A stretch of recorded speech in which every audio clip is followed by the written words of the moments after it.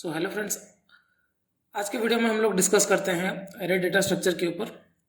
तो टोटल आज का जो भी पूरा वीडियो रहेगा उसके अंदर हम लोग हमारा पॉइंट ऑफ डिस्कशन रहेगा एरे क्या है और उसका कितनी तरह का एरे है, इसी के ऊपर आज हम डिस्कस करने वाले हैं। तो देख लेते हैं आज का क्या क्या एजेंडास है। जैसे कि हम लोग पहले देखेंगे, पहले तो हम देखते हैं कि एरे क्या है। अच्छा, एरे को डिस्कस करने से पहले हम देखते हैं कि एरे की ज़रूरत हमें क्यों है, पहले इसको हम समझते हैं। उसके बाद देखते हैं कितनी तरह का एरे है। उसके बाद हम उसको देखेंगे डिक्लेरेशन कैसे करते हैं, मतलब उसको डिक्लेयर कैसे करेंगे एरे को, उसके बारे में समझेंगे। उसके बाद एरे का एडवांटेजेस क्या है और डिसएडवांटेज क्या है। ये बस आज के वीडियो के लिए इतना ही हमारा पॉइंट ऑफ डिस्कशन रहेगा। उसके आगे वाले वीडियोस में हम लोग देखेंगे कि एरे के अंदर क्या क्या ऑपरेशन हम कैरी आउट कर सकते हैं। ये सब आने वाले वीडियोस में हम लोग इसको डिस्कस करेंगे। तो पहला टॉपिक है हमारा एरे, बट उसको समझने से पहले हमें समझना पड़ेगा कि एरे हमें ज़रूरत क्यों है। अभी मान लो, अभी जितना कि हमें मालूम है, अभी कोई भी एक वेरिएबल में क्रिएट करता, मतलब मान लो कि मैं इंट एज बोल के एक वेरिएबल क्रिएट किया। इसके अंदर हम कितना वैल्यू स्टोर कर सकते हैं?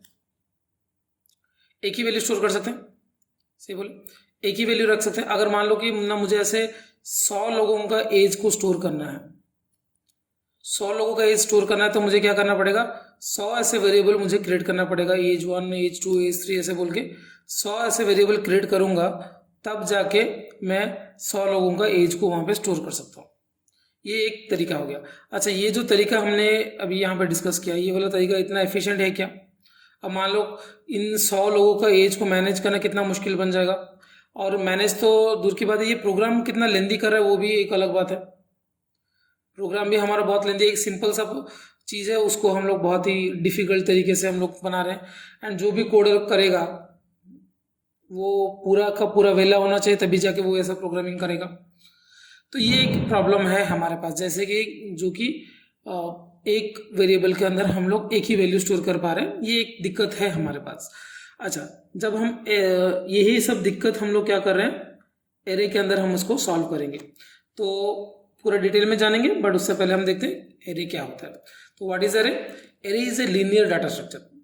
तो अगर पहला वाला पार्ट आप देखे होंगे तो वहां पे मैंने बताया था कि ना हमारे पास दो तरह का डाटा स्ट्रक्चर था। एक है हमारे पास प्रिमिटिव डाटा स्ट्रक्चर, फिर हमारे पास था नॉन प्रिमिटिव डाटा स्ट्रक्चर। और नॉन प्रिमिटिव में भी दो तरह था, एक था लीनियर, दूसरा था नॉन लीनियर। ये ऐसा दो तरह का हमारा डाटा स्ट्रक्चर था। तो एरे जो था ये हमारा लीनियर डाटा स्ट्रक्चर के अंदर आता है। तो it is a linear data structure that store similar type of data items. Array के अंदर किस तरह का वैल्यू स्टोर कर सकते हैं? Similar type of data items. इसका क्या मतलब है वो भी समझते हैं। अभी जो हमने एग्जांपल कंसीडर किया था इंट एज, अगर मैं यहाँ पे एक एरे क्रिएट करता हूँ तो यहाँ पे जो भी हम डाटा आइटम स्टोर करेंगे वो सारे के सारे इंटीजर होना चाहिए। समझ पा रहे हैं? तो एरे के अंदर किस तरह का डाटा को हम स्टोर कर रहे हैं? Similar type of data item को हम एरे के अंदर स्टोर कर रहे हैं। बस बेनिफिट क्या हो रहा है कि ना array store the data items under a single name. अगर यहाँ पे अगर इंपॉर्टेंट का पॉइंट अगर मैं मार्क करके आपको बताऊं तो एरे के अंदर क्या होता है ना, एक सिंगल नेम के अंदर हम लोग क्या करते हैं, सारे के सारे डाटा को हम लोग स्टोर करते हैं। उसके बाद आता है दूसरा पॉइंट ना, data items are stored in a continuous memory locations. इसका क्या मतलब बनता है ना, जो भी हम लोग डाटा आइटम को स्टोर करेंगे वो सारे के सारे इंटरलिंक्ड होंगे। इसको और भी अच्छे से अगर समझेंगे तो इसके बाद हम जब एरे का स्ट्रक्चर समझेंगे तब हम समझ पाएंगे अच्छे से। बट अभी के लिए मान लो कि ना जो भी हम लोग डाटा आइटम स्टोर कर रहे हैं वो सबके सब एक ही लोकेशन पे एक ही साथ स्टोर होंगे। इससे बेनिफिट क्या होगा, जब भी हम किसी भी एलिमेंट को हम एक्सेस करने की कोशिश करेंगे या फिर यूज करने की कोशिश करेंगे तो उसको हम लोग बहुत ही आसानी से हम लोग उसको यूज कर सकते हैं। ये था हमारा कंटिन्यूअस मेमोरी लोकेशन का एक overall explanation. Each data items are called elements. जब हम एरे के ऊपर डाटा को स्टोर कर रहे हैं तो एक एक डाटा को हम लोग क्या बोलते हैं? एलिमेंट बोल के बोला जाता है। ये बेसिक कुछ वर्ड्स है जो कि आपको पता होना चाहिए। एंड क्योंकि हम लोग यहाँ पे मल्टीपल वैल्यूज को स्टोर कर रहे हैं एक ही नाम के अंदर, तो कुछ ऐसा तरीका होना चाहिए जिससे कि हम लोग समझ पाए कि कौन सा वैल्यू कहाँ पे है। अब जब भी जरूरत पड़ेगी हम वैल्यू को एक्सेस करने की, तो कुछ ऐसा तरीका होना चाहिए। तो यहाँ पे हम लोग कौन सा मेथड यूज कर रहे हैं ना, इंडेक्सिंग यूज कर रहे हैं। तो जितने भी एलिमेंट्स हम स्टोर करेंगे तो it will be stored in A index position. और ये जो इंडेक्स पोजीशन शुरू कहाँ से होगा, 0 से स्टार्ट होगा एंड खत्म कहाँ पे होगा, n-1। n-1 क्या है, मतलब मान लो कि 10 एलिमेंट आपने रखना है एक एरे के अंदर, तो सिंपली आपका एरे का जो पहला एलिमेंट होगा वो 0 नंबर पोजीशन में होगा, और जो आखिरी वाला एलिमेंट होगा वो 9 नंबर पोजीशन में होगा। यही वो कॉन्सेप्ट है। तो शुरू होगा 0 से एंड खत्म होता है हमारा n-1 पे। तो पिक्चरिकली अगर रिप्रेजेंट करना चाहेंगे तो एरे को हम लोग इस तरह से रिप्रेजेंट करते हैं रेक्टेंगुलर एक बॉक्स के अंदर। ये हालांकि हमारा एक 1 डायमेंशनल एरे है। तो एरे को हम लोग इस तरह से हम लोग पिक्चर में ऐसा हम रिप्रेजेंट कर दें। और ये जो नीचे आप लोग देख रहे हो ये सब, इसको हम क्या बोलते हैं ना, ये सब हमारा इंडेक्स पोजीशन है। 0 1 2 3 4 5 इसको हम इंडेक्स पोजीशंस बोलते हैं। और भी इसको अच्छे से समझते हैं। मान लो यहाँ पे मैंने एक एरे लिया हुआ है जहाँ पे मैंने 10 एलिमेंट्स को स्टोर रखा है। यहाँ पे अगर देखेंगे तो एलिमेंट 1, एलिमेंट 2, एलिमेंट 3, इस तरह से हमारे पास टोटल 10 एलिमेंट्स है। तो जैसे कि मैंने बताया था, पहला वाला एलिमेंट कहाँ पे स्टोर होगा ना, 0 नंबर इंडेक्स पे। ये सब क्या है, हमारा इंडेक्स पोजीशन। तो 0 नंबर इंडेक्स में हमारा एलिमेंट 1 स्टोर हुआ। तो उसी तरह लास्ट वाला एलिमेंट क्या होगा, मैंने बोला था n-1। n क्या है, number of element. Number of element हमारे पास था 10, 10-1। तो लास्ट वाला इंडेक्स क्या रहेगा हमारा, 9।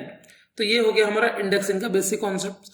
अभी हम समझते हैं मेमोरी का एक कॉन्सेप्ट। मान लो आपने एक एरे डिक्लेयर किया है इंटीजर में, इंटीजर एज 10 एलिमेंट का हमने एक एरे डिक्लेयर किया। अब हम सबको मालूम है इंटीजर जो डाटा टाइप है सी के अंदर वो 2 बाइट का मेमोरी ऑक्युपाई करता है। समझ में आया? तो 2 बाइट का मेमोरी ऑक्युपाई करता है। तो अभी मेमोरी का कैसे इंडेक्सिंग होता है वो उसको भी समझ लेते हैं। जो भी पहला मेमोरी है वो कंप्यूटर अपने हिसाब से इंडिकेट कर लेगा। मान लो कि वो 1000 पे पहला मेमोरी कंप्यूटर ने यहाँ पे 1000 का एक लोकेशन था, उसने एलोकेट कर दिया पहला एलिमेंट को। तो दूसरा एलिमेंट का लोकेशन क्या होना चाहिए, 1002। इसी तरह 1004, 1006, इसी तरह से 2-2 बाइट का हमारा मेमोरी इंक्रीज होता जाएगा। हमने वहां पे पढ़ा था कंटिन्यूअस मेमोरी लोकेशंस के बारे में। तो वो इसी बात को इंडिकेट करता है, जो भी एलिमेंट हमने स्टोर कर रहे हैं वो एक सीरीज ऑफ मेमोरी के अंदर सारे के सारे एलिमेंट एक ही जगह पे स्टोर होता है। तो यही हो गया हमारा मेमोरी का कॉन्सेप्ट सा। तो यहाँ पे भी हमने वही सब चीजें बताया गया। नीचे जो दिया है वो हमारा इंडेक्स वैल्यू है, ऊपर जो दिया गया वो हमारा मेमोरी लोकेशन है। अभी एरे के अंदर और भी कुछ चीजें हैं जिसको हम लोग जानना चाहिए।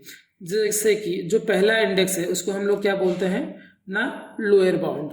इसको क्या बोला जाता है, लोअर बाउंड, जो फर्स्ट एलिमेंट है। उसके बाद जो लास्ट वाला एलिमेंट जहाँ पे स्टोर हुआ है उसको हम बोलते हैं अपर बाउंड। इसको क्या बोलते हैं, अपर बाउंड, क्योंकि यहाँ पे हमने पूरा का पूरा एरे को यूज कर दिया है, इसीलिए लास्ट वाला एलिमेंट हमारा अपर बाउंड में है। अगर पूरा एरे यूज नहीं होता है तो जहां तक हमारा एलिमेंट स्टोर हुआ है वहां तक हम उसको इंडिकेट करके बोलेंगे वो हमारा अपर बाउंड है।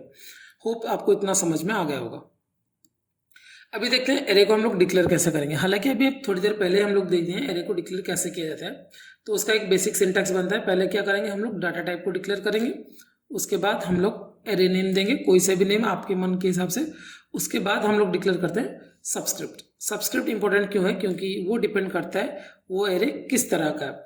अभी हमने थोड़ी देर पहले ऐसे देखा था कि ना इंट एज वाला हमने एरे डिक्लेयर किया था। एज, अगर मान लो सबस्क्रिप्ट आपको 10 एलिमेंट शुरू करने थे तो हमने लिखा 10। तो ये हो गया हमारा एक पहला एरे डिक्लेरेशन। अगर अभी मान लो कि इस एरे के अंदर हमें वैल्यू अगर रखना होगा तो वो भी सिंपल है, लिखेंगे इंट, ये वाला हो गया एज। उसके बाद ये 10 जैसे लिखते थे लिखेंगे। इसके अंदर अगर वैल्यू स्टोर करना है तो आपको कर्ली ब्रेसेस का हेल्प में कोई भी नंबर, आपको जितने भी नंबर स्टोर करना है आप इसके अंदर स्टोर कर सकते हैं। तो यहाँ पे मैंने बता दिया कि एरे को डिक्लेयर कैसे किया जाता है। यहाँ पे मैंने बता दिया कि एरे को इनिशियलाइज कैसे किया जाता है। इनिशियलाइजेशन में सिर्फ हमने एक कर्ली ब्रेसेस के अंदर सारे के सारे एलिमेंट्स को वहाँ पे कॉमा के हेल्प में लिख देना है बस। ये हो गया एक सिंगल डायमेंशनल एरे के अंदर कैसे इंसर्ट होता है। जब भी हम आगे धीरे धीरे जाएंगे तो वहाँ पे हम देखेंगे मल्टी डायमेंशनल के अंदर भी कैसे होता है। वहाँ पे भी कुछ डिफिकल्ट नहीं है। ये जो सबस्क्रिप्ट वाला चीज़ है, अगर आपने एक सबस्क्रिप्ट दिया है, मतलब एक स्क्वायर ब्रैकेट के अंदर वैल्यू दिया है, तो वो हो गया हमारा 1 डायमेंशनल। अगर 2 सबस्क्रिप्ट यूज हुआ है तो वो हो गया हमारा 2 डायमेंशनल। अगर 2 से ज़्यादा यूज हुआ है वो हमारा हो गया 3 डायमेंशनल। इस तरह से हमारे पास टोटली 3 डायमेंशंस का एरे है। पहला जहाँ पे हमने एक सिंगल सबस्क्रिप्ट यूज करना है, दूसरा जहाँ पे हम लोग 2 सबस्क्रिप्ट यूज करते थे, थर्ड डायमेंशनल के अंदर 3 सबस्क्रिप्ट यूज करते हैं। सिंपल सी चीज़ है। जहाँ अभी तक जितने भी एग्जाम्पल हमने सॉल्व देखे वो सब के सब था सिंगल डायमेंशनल एरे, जहाँ पे कि हम उसको ऐसे रिप्रेजेंट करते हैं, ऐसे टेबुलर फॉर्म में, मतलब जहाँ पे सिर्फ रोज होगा। ये हो गया हमारा 1 डायमेंशनल एरे। जब हम 2 डायमेंशनल एरे की बात कर रहे हैं तो वहाँ पे हम लोग मैट्रिक्स को कंसिडर करते हैं। मेरा डायग्राम बहुत ही अच्छा है। यहाँ पे हम लोग 2 डायमेंशनल एरे को कंसिडर करते हैं, जहाँ पे वैल्यूज को हम लोग रोज एंड कॉलम में स्टोर करते हैं। इस तरह से हमारा 2 डायमेंशनल एरे। जब हम 3 डायमेंशनल एरे के बारे में बात कर रहे हैं तो यहाँ पे 2 डायमेंशनल का ऐसा अगर 2 एरे को हम लोग कंबाइन कर रहे हैं तो वो हो गया हमारा 3 डायमेंशनल। ये एक एरे हो गया, इसके साथ साथ एक और एरे को अगर हमने एक ही एरे के अंदर स्टोर करते हैं तो ये हो गया हमारा दूसरा। तो ये हमारा 3 डायमेंशनल है। समझ पा रहे हैं? डायग्राम इतना अच्छा नहीं है बट फिर भी ओवरऑल इतना होता है, मतलब collections of 2 dimensional is called as 3 dimension. समझ पा रहे हैं ना? तो ये हो गया हमारा टाइप्स ऑफ वेरिएबल। मोटा मोटा बोल सकते हैं हमारे पास 3 तरह का एरे है, single dimensional and 2 dimensional and 3 dimensional. हालांकि कुछ कुछ किताबों में लिखा होगा 1 डायमेंशनल एंड मल्टी डायमेंशनल, ये भी हो सकता है। उसके बाद समझते हैं जो कि इंपॉर्टेंट है, एडवांटेजेस ऑफ एरे। एरे हमें ज़रूरत क्यों है? अभी तो पहला चीज़ तो हमने कि वो देख ली कि हमारा प्रोग्राम इतना कॉम्प्लिकेटेड नहीं होता है, इतना लेंदी नहीं होता है, वो तो एक पहला चीज़ है। इसके साथ साथ और भी कुछ इंपॉर्टेंट पॉइंट्स है, जैसे कि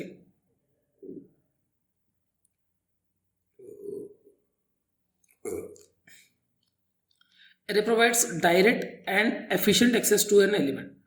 ये बात आप यहीं से डिस्कस कर, जो हमने पहले ही डिस्कस कर दिया कि ना हम लोग डायरेक्टली कोई भी एलिमेंट को एक्सेस कर पा रहे हैं। एक्सेस क्यों कर पा रहे हैं? क्योंकि उसका इंडेक्स नंबर्स है। अभी मान लो आपको दूसरा नंबर का एलिमेंट को यूज़ करना है तो सिंपली आप बुलाओ 2 नंबर इंडेक्स में कौन सा एलिमेंट है, वो आ जाओ भाई। तो वो जो वहाँ पे जो भी स्टोर हुआ होगा, मान लो वहाँ पे कुछ भी स्टोर हुआ, वो XYZ आ गया यहाँ पे। तो यहाँ से हमें पहला एडवांटेज क्या है ना, एरे को यूज़ करके हम लोग डायरेक्टली कोई भी एलिमेंट को एक्सेस कर सकते हैं। यहाँ पे टाइम का रिस्ट्रिक्शन नहीं हो पा रहा है। जितना बड़ा एरे होने दो, मान लो 10,000 एलिमेंट्स का एक एरे है, मतलब 10,000 एलिमेंट्स का है, तो वहाँ पे भी अगर मान लो मैं बोलूँगा कि ना मुझे 671 नंबर एलिमेंट को ला के दो, वो तुरंत सर्च करके दे सकता है। क्योंकि यहाँ पे कोई इस तरह का कोई एम्बिग्यूटी नहीं कि ना 671 में क्या होना चाहिए क्या नहीं होना चाहिए। तो लेस टाइम का बात जब बता रहे हैं तो यहाँ पे क्या बोल रहा है कि ना array allow us fast data retrieval. Fast data retrieval का कॉज तो इंडेक्स पोजीशन भी होना चाहिए, बट इसका एक और भी कॉज है जो कि हमारा है कंटिन्यूस मेमोरी लोकेशंस। क्योंकि सारे के सारे एलिमेंट एक ही मेमोरी के सीरीज पे रहते हैं, एक ही जगह पे रहते हैं, तो वहाँ पे ढूंढना ज़्यादा मुश्किल नहीं होता है। तो ये भी एक चीज़ हो सकता है। देन थर्ड एडवांटेज है, यहाँ पे एरे में हम लोग बहुत सारे तरह के डाटा को हम लोग यूज़ कर सकते हैं। Integer data, floating data, characters and objects और पॉइंटर का भी हम लोग एरे बना सकते हैं। समझ पा रहे हो कि नहीं? तो एरे को हम लोग जितने भी कॉम्प्लिकेटेड चीज़ें, जितने भी कॉम्प्लिकेटेड प्रोग्रामिंग है उसके अंदर हम इस एरे को यूज़ कर सकते हैं। एंड सबसे ज़्यादा इंपॉर्टेंट एडवांटेज क्या है? Easy to implement. कोई भी बिगनर नया प्रोग्राम कोडिंग के अंदर एरे को बहुत ही आसानी से इम्प्लीमेंट कर सकता है, इसीलिए एरे का इतना ज़्यादा इंपॉर्टेंस है।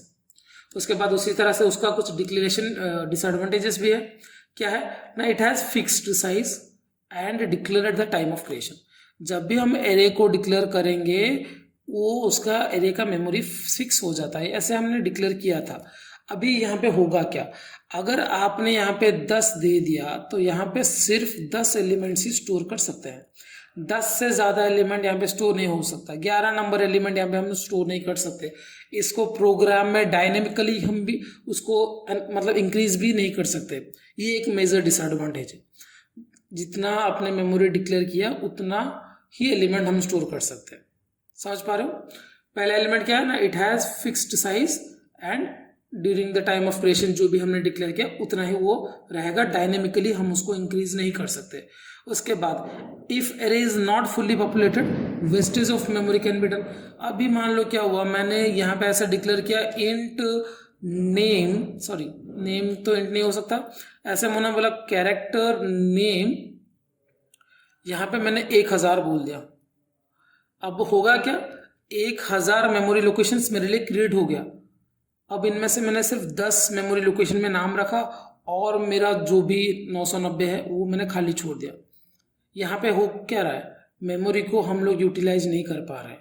क्यों नहीं कर पा रहे हैं, बस क्योंकि हमने एक एरे डिक्लेयर कर दिया है, उसको हम लोग ठीक से एलिमेंट इंसर्ट नहीं किए, इसीलिए हम लोग का हमारा मेमोरी वेस्टेज भी हो रहा है। ये बात ध्यान रखना चाहिए, जब भी हम एरे को डिक्लेयर करेंगे तो एक दिक्कत ये भी बनेगा कि ना कितना एलिमेंट्स है क्या है, इसके बारे में एक मेजर डिसएडवांटेज ये भी बन सकता है। And insertion and deletion can be time consuming. Insertion deletion time consuming कैसे हुआ भाई, अब मान लो हमारे पास एक एरे है, ये हमारे पास एक एरे है, मान लिया एरे हमारा एक यहाँ है, यहाँ पे कुछ भी एलिमेंट्स है A B C D and E, 5 elements. अभी मुझे बीच में से एक एलिमेंट को मुझे हटाना है, तो करना क्या पड़ेगा, ये एलिमेंट को तो यहाँ से हटा दिया, एरे के अंदर ये बीच वाला मेमोरी हम खाली नहीं छोड़ सकते because of continuous memory locations. Array का जो पहला एडवांटेज था क्या था, कंटिन्यूअस मेमोरी लोकेशन, तो इसका मतलब बीच में कोई भी जगह खाली नहीं रहेगा। तो अब इस जगह को क्या किया जाएगा, दूसरा एलिमेंट आके भरेगा, इसको आके दूसरा एलिमेंट आके भरेगा। अभी यहाँ पे क्या हो रहा है, ये 5 एलिमेंट में तो जल्दी हो गया, ऐसे मान लो कि 500 एलिमेंट्स है तो दिक्कत आएगा कि नहीं सारे के सारे एलिमेंट्स को मूव करने में।